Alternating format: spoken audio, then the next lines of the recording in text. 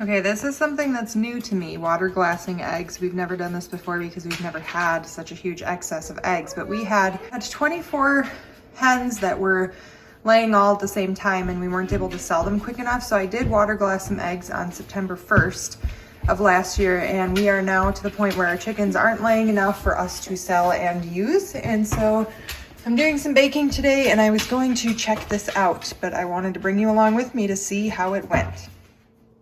I've heard that this does not smell awesome.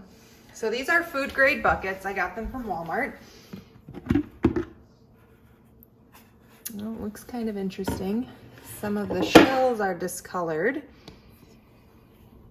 I don't really notice an odor, but I haven't disturbed the surface yet. Let's get you backed up here a little bit. Oh yeah, it smells, I don't know how to describe it. Almost kind of like lake water where it's kind of fishy, which is gross. I've also heard that this is very, I believe it's alkaline. Oh, that's weird. There's like a film on the top. So you don't want to put your hands in it. So I've got my trusty scooper. I'm going to take 4 eggs out and we'll rinse this off and we'll crack them open one by one in a container and we'll give them a sniff. From what I've seen from other people that have used the calcium lime on their eggs to water glass them, they will have a runnier yolk than usual. Oh, this one's broken. Ooh, that is gross. Okay. All right, that one is no good. Well, hopefully these are good and not just completely wasted. Oh, now the water's all disgusting. Well, that one had a crack in the egg shell, and so it broke open. All right, I'm gonna take out 5 because I need 4 of them, and I'm assuming at least 1 will be bad. Is that a safe bet? Maybe, we'll see. These are all rinsed off. And I'm gonna get a clear bowl. So we have a chicken that always lays eggs like this, but typically, I don't know if you can see it on the camera. So the shells are a little wavy and it doesn't look smooth like this egg. But typically these have small, tiny cracks in them. So we always eat her eggs immediately, but I did not see that this one got put in the bucket. So we'll test this one first just to see. I don't see any visible cracks, but I don't know that they would show up the same as if they were fresh.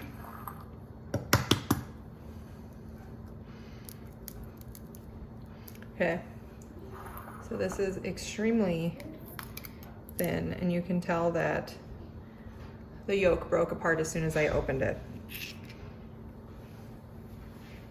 It does not smell bad. It smells like nothing. So I'm going to use that one. I need 4 eggs for this recipe.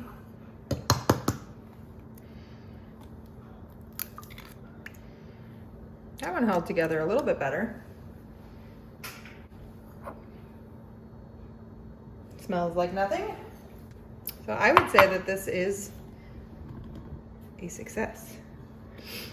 All right, hopefully we don't get any more that are, ooh, this one's a little more fragile in the shell area. I'm gonna try and not get any shell in. Oh, there's a little piece of shell that went in. Yeah, that one, the shell was a little bit thinner than the other one, so that's just a difference I noticed. Fish my shell out.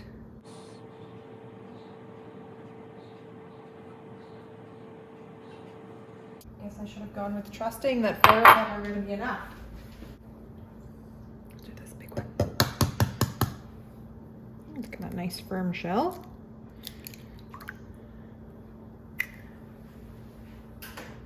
All right, we'll put this one in the fridge.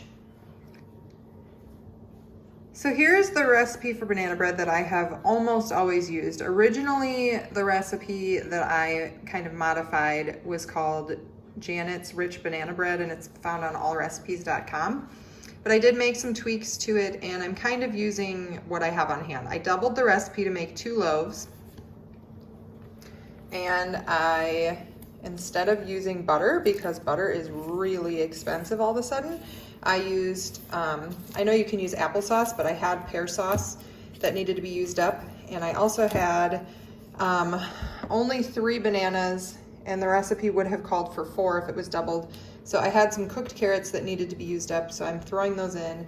And we also have this little chocolate bar that I'm going to entice the kids with to make them chocolate chip banana bread to make them want to eat it more. So I'm going to assemble these and get them in the oven.